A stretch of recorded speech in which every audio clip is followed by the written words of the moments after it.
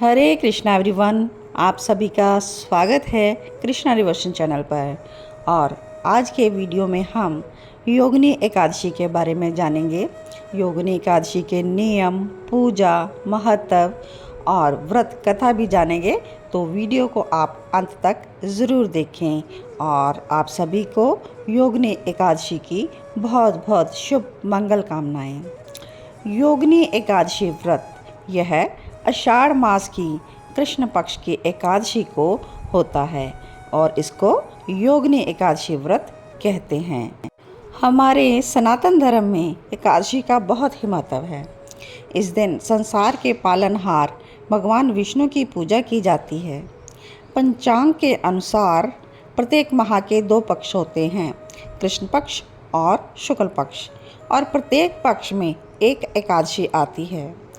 आषाढ़ का महीना अब जैसे कि शुरू हो गया है, तो कृष्ण पक्ष की जो एकादशी होगी इसको योगिनी एकादशी के नाम से जाना जाता है। और धार्मिक मान्यता के अनुसार योगिनी एकादशी का व्रत विधि अनुसार करने से 88,000 ब्राह्मणों को भोजन कराने के बराबर फल मिलता है। इसलिए इस व्रत का अपना विशेष ही महत्व है। योगिनी एकादशी के दिन भगवान विष्णु की पूजा करना शुभ माना जाता है। भगवान विष्णु की पूजा करने से भक्तों को पाप कर्मों से मुक्ति मिल जाती है। और यह भी कहा जाता है कि जो लोग योगिनी एकादशी का व्रत करते हैं उन्हें मृत्यु के बाद भगवान विष्णु के चरणों में स्थान मिलता है। श्री कृष्ण ने भी धर्मराज युधिष्ठिर से कहा था कि जो इस एकादशी व्रत को करता है उसके सारे पाप नष्ट हो जाते हैं, उसे नरक का कोई कष्ट नहीं उठाना पड़ता और उनकी आत्मा श्री विष्णु के धाम को प्राप्त होती है। ऐसे भक्त को यमराज के दूत कोई कष्ट नहीं पहुंचा सकते। इस व्रत को करने से 88,000 ब्राह्मणों को भोजन कराने का पुण्य मिल जाता है। और प्रभु ने आगे कहा था कि जो कोई भी इस दिन भक्ति के साथ व्रत रखकर भगवान की पूजा करता है उसका कुष्ठ रोग भी ठीक हो जाता है। तो आइए एकादशी के नियम भी जान लेते हैं। इस दिन सुबह जल्दी उठकर व्रत का संकल्प किया जाता है और इस दिन आपको भोजन नहीं करना, वाणी पर संयम रखना है।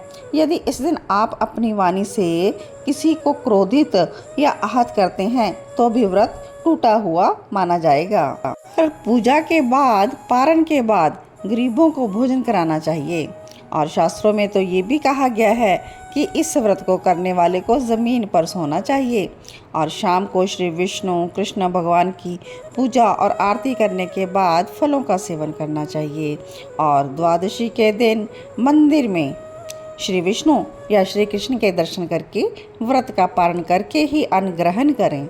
और ऐसी मान्यता है कि इस दिन जो व्यक्ति भगवान विष्णु की 108 परिक्रमा करता है वह जीवन के बंधन से भी मुक्त हो जाता है। ओम नमो भगवते वासुदेवाय।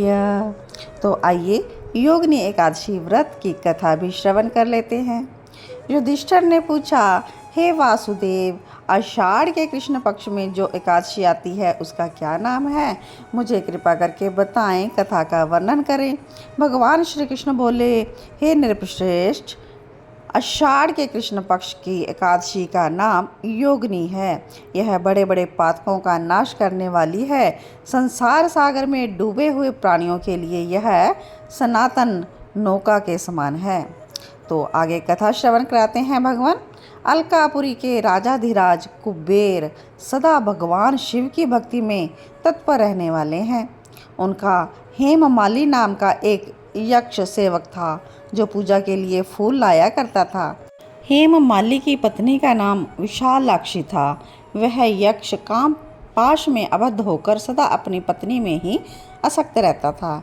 एक दिन हेममाली मानसरोवर से फूल लाकर अपने घर में ही ठहर गया और पत्नी के प्रेम पाश में ही खोया रह गया। अतः कुबेर के भवन में ना जा सका और इधर कुबेर मंदिर में बैठकर भगवान शिव का पूजन कर रहे थे। उन्होंने दोपहर तक फूल आने की प्रतीक्षा की। जब पूजा का समय व्यतीत हो गया तो यक्षराज ने कुपित होकर सेवकों से कहा, यक्षो, दुरात्मा हेममाली क्यों नहीं आ रहा है? तो इस पर यक्षों ने कहा, राजन, वह तो पत्नी की कामना में आसक्त हो घर में ही रमन कर रहा है। यह सुनकर कुबेर जी को तो और क्रोध आ गया और तुरंत ही हेममाली को बुलवाया। वह आकर कुबेर के सामने खड़ा हो गया। उसे देखकर कुबेर बोले, अरे पापी, अरे दुष्ट, ओ दुराचारी, तूने भगवान की अवहेलना की है, अतः कोढ़ से युक्त हो जा तू और अपनी उस प्रियतमा से युक्त होकर इस स्थान से भ्रष्ट होकर अन्यत्र कहीं चला जा। कुबेर के ऐसा कहने पर वह स्थान से नीचे गिर गया। कोढ़ से उसका सारा शरीर पीड़ित था, परंतु शिव पूजा के प्रभाव से उसकी स्मरण शक्ति लुप्त नहीं हुई। तब वह श्रेष्ठ मेरुगिरी के शिखर पर गया। वहाँ पर मुनिवर मार्कंडेय जी अपनी तपस्या कर रहे थे। उसने उनका दर्शन किया और चरणों में प्रणाम किया। मुनिवर मार्कंडेय ने जब देखा कि यह भय से काँप रहा है तो उन्होंने पूछा, तुझे कोढ़ के रोग ने कैसे दबा लिया? तो यक्ष बोला, हे मुनि, मैं कुबेर का अनुचर हेममाली हूँ। मैं प्रतिदिन मानसरोवर से फूल लाकर शिव पूजा के समय कुबेर को दिया करता था, लेकिन एक दिन मैं अपने घर में ही पत्नी में आसक्त हो गया और मुझे समय का ज्ञान नहीं रहा। अतः राजा धीराज कुबेर ने कुपित होकर मुझे शाप दे दिया, जिससे कि मैं कोढ़ से यहाँ पर तड़प रहा हूँ और अपनी प्रियतमा से भी बिछुड़ गया हूँ। हे मुनिश्रेष्ठ, संतों का चित्त स्वभावत परोपकार में लगा रहता है। यह जानकर मुझ अपराधी को अपने कुछ कर्तव्य का उपदेश दीजिए। मार्कंडेय मुनि ने कहा कि तुमने यहाँ आकर सच्ची बात कही है, इसलिए मैं तुम्हें कल्याणप्रद व्रत का उपदेश करता हूँ।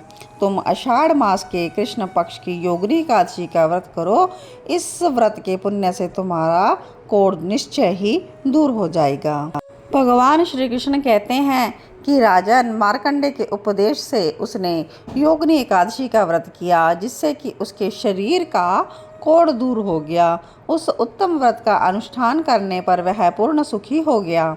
हे राजन, यह योगिनी का व्रत ऐसा पुण्यशाली है कि 88,000 ब्राह्मणों को भोजन कराने का पुण्य मिल जाता है। यही फल योगिनी एकादशी के व्रत करने से मनुष्य को मिल जाता है।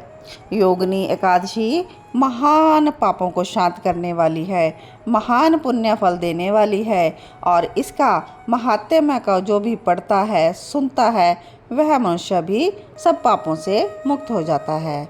तो बोलिए विष्णु भगवान की जय हो, नर नारायण भगवान की जय हो, हमारे श्री कृष्णचंद्र महाराज की जय हो, राधा रानी सरकार की जय हो। तो आप सभी पापियों को तारती एकादशी, प्रभु की प्यारी एकादशी का व्रत ज़रूर करें। ओम नमो भगवते वासुदेवाय।